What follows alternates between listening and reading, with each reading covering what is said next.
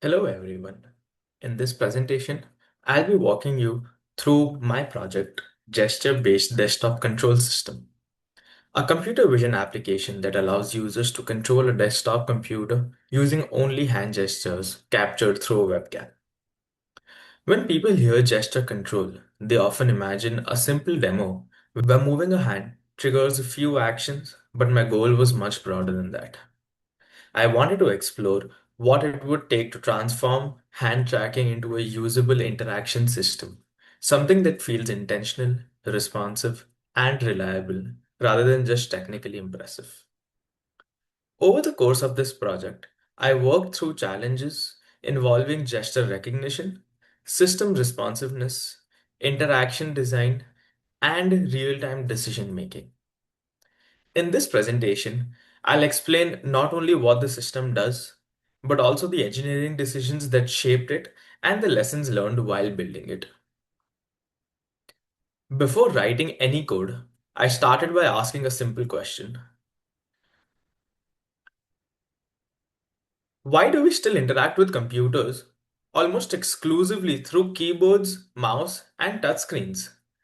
These devices have served us extremely well, but they also assume that users can physically interact with hardware. There are there are situations where this isn't ideal. For example, public displays, presentations, sterile environments, accessibility scenarios, or simply situations where touchless interaction would be more convenient. At the same time, modern computer vision systems have become remarkably capable of understanding human movement using nothing but a webcam. This creates an interesting opportunity. Could a computer understand hand gestures well enough to become a practical input method? At first glance, the answer seems obvious.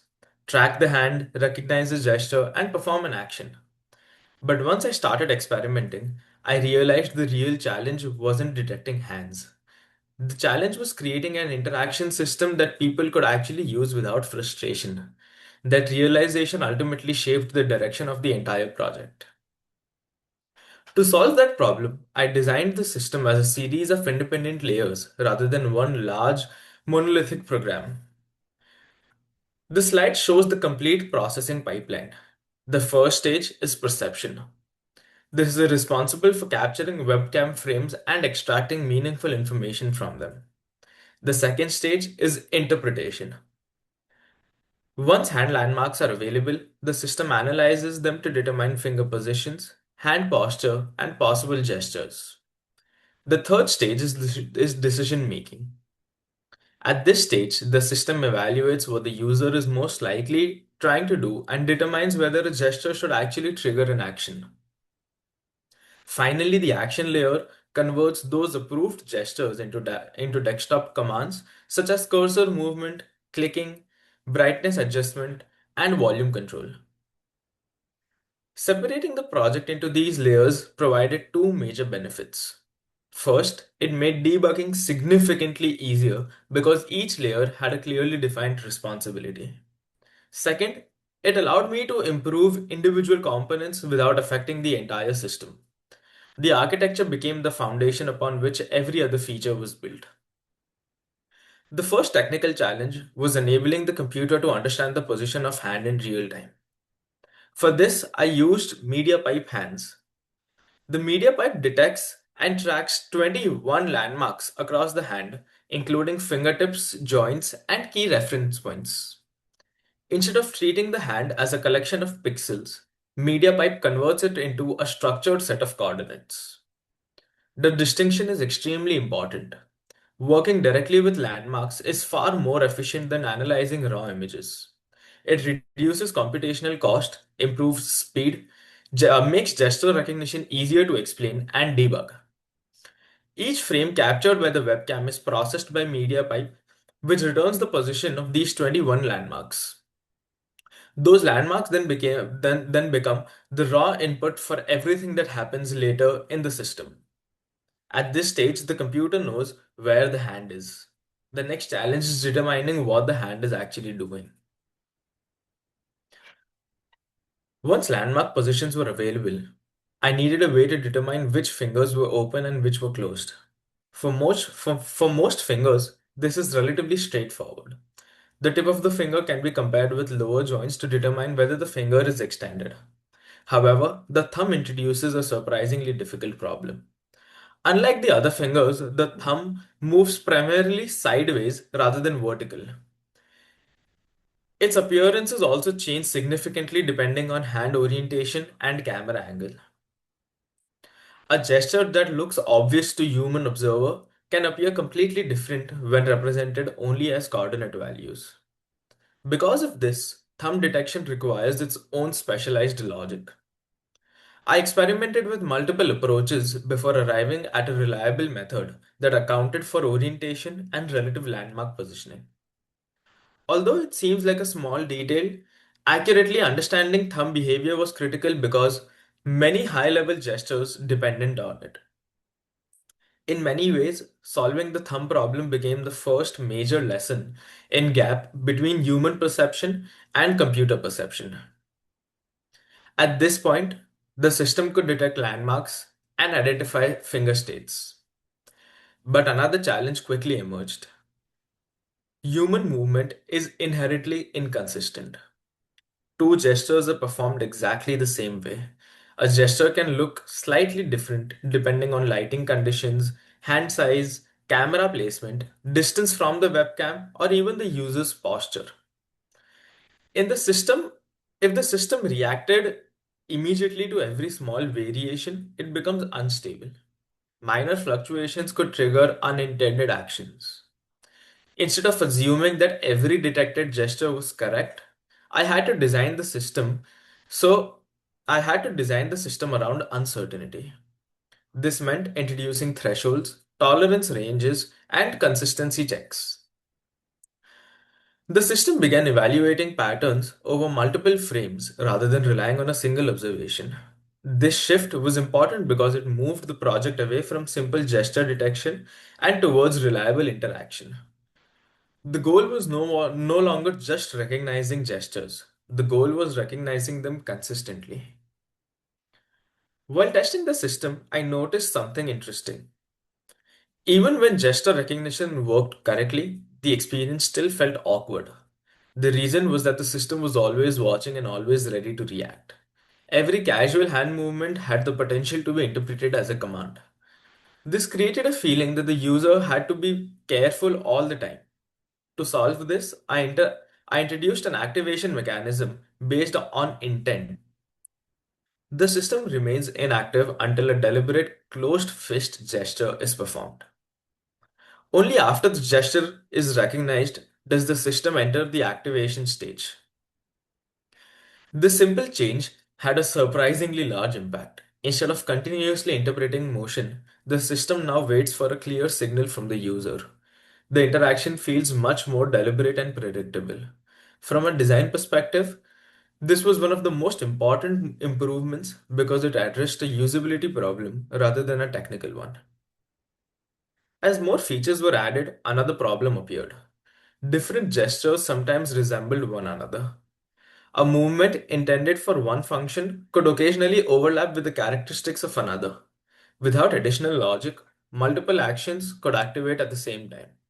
To address this, I introduced a gesture arbitration system. Rather than executing every detected gesture immediately, the system evaluates competing possibilities and determines which actions should take priority. You can think of this as a decision making layer sitting between recognition and execution. Its job is to answer a simple question: what is the user most likely trying to do right now? This approach prevents conflicting actions from occurring simultaneously and significantly improves overall stability. The result is a system that behaves more predictably and feels more coherent from the user's perspective. One of the most visible features of the project is cursor control. On paper, this sounds simple.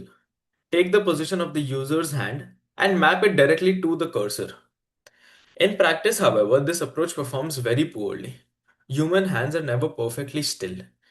Even tiny movements become amplified when translated directly on screen coordinates.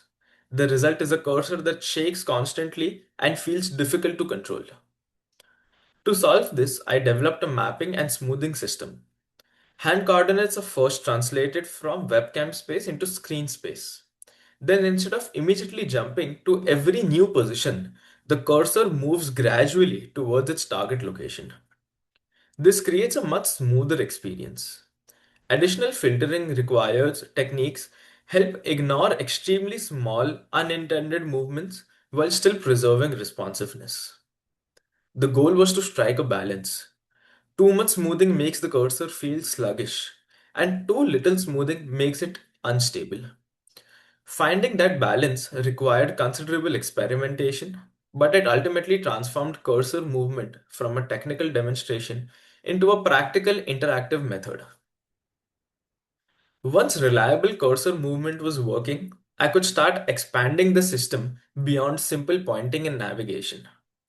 The first interaction I implemented was click detection. Rather than introducing a completely separate gesture language, I wanted interactions to feel natural and intuitive. I chose a pinch gesture because between the thumb and the index finger because it closely resembles the action of selecting something. The system continuously monitors the distance between the two fingertips. When the distance falls below a predefined threshold, the gesture is interpreted as a click. However, implementing this was more challenging than it initially seemed. Human hands naturally shake and fluctuate, especially when held in front of a camera for extended periods. If the system responded instantly to every pinch like movement, it would generate accidental clicks. To address this, I introduced time constraints and validation checks that ensure the gesture is intentional before any action is executed. After click detection was working reliably, I expanded the system to support additional controls. These include brightness adjustments, volume control, and application switching. At this point, the project was beginning to move beyond cursor replacement and towards becoming a more complete desktop interaction system. With a stable interaction framework in place, I began experimenting with commands that could control the operating system itself. Brightness control was one of the first additions. The idea was to create a gesture that allowed users to increase or decrease screen brightness without touching the keyboard or opening the system. Similarly, I implemented volume control using gesture based input. The challenge here wasn't detecting movement. The challenge was ensuring that adjustments felt deliberate rather than accidental. This is where many of the design decisions from earlier slides became important. Because the system already had activation logic, arbitration, and gesture validation, I could safely introduce additional commands without dramatically increasing instability. I also implemented application switching functionality. This gesture allows users to navigate between open applications using gestures alone. Although these features may seem relatively simple, they demonstrated an important idea. Once a reliable interaction framework exists, adding new capabilities becomes significantly easier. The difficult part is not creating individual commands. The difficult part is building the foundation that allows these commands to coexist without interfering with one another. As the project grew, I realized that gesture recognition alone was not enough. Users also needed feedback. When interacting with a mouse or a keyboard, feedback is immediate and obvious. You can see where the cursor is. You can feel you can feel keys being pressed. Gesture systems lack physical cues. Without feedback, users are often unsure whether a gesture has been recognized correctly. To solve this, I developed a real-time overlay system. The overlay displays information directly on top of the webcam feed. This includes hand landmarks, skeletal connections, active gestures, interaction modes, and system status indicators. Initially, this overlay was created primarily as a debugging tool. It allowed me to see exactly what the computer was interpreting at every movement. But over time, it became clear that the overlay was equally valuable for the user. It provided transparency into the system decision making process and made interactions feel much more understandable. This experience reinforced an important lesson. Good interaction designs isn't only about what the system can do, it's also about helping users understand what the system is doing. As functionality expanded, maintaining clean software architecture became increasingly important. Early prototypes often start as a collection of scripts and experiments. But as more features are added, that approach quickly becomes difficult to manage. To avoid this problem, I organized the project into separate modules with clearly defined responsibilities. Tracking gesture interpretation, desktop control, user interface components, and system management all exist as independent pieces. This separation made development significantly easier. When a bug appeared in one area, I could investigate the specific component without worrying about unrelated parts of the system. It also improved stability. If I wanted to introduce a new gesture or a completely new interaction mode, I could do so without rewriting the rest of the project. Looking back, this architectural discipline saved a tremendous amount of time during development and debugging. It transformed the project from a collection of features into a maintainable software system. No project develops exactly as planned, and this was no exception. A significant portion of the development process was spent debugging unexpected behaviors. One recurring challenge was inconsistency. A gesture that worked perfectly in one lighting condition might behave differently in another. Changes in camera angle could affect interpretation. Even slight differences in hand posture could sometimes create surprising results. Another major challenge involved balancing responsiveness and stability. Making the system highly responsive often increased the risk of accidental activations. Adding too much filtering improved stability but reduced responsiveness. Finding the right balance required extensive experimentation and testing.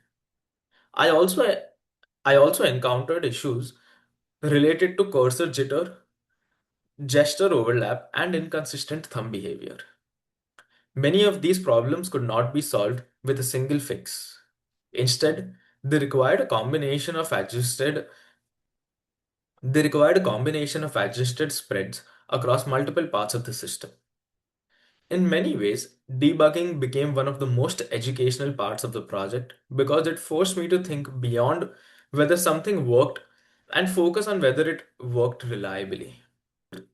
This project explored how computer vision can be used to create a touchless desktop interaction system powered entirely by hand gestures.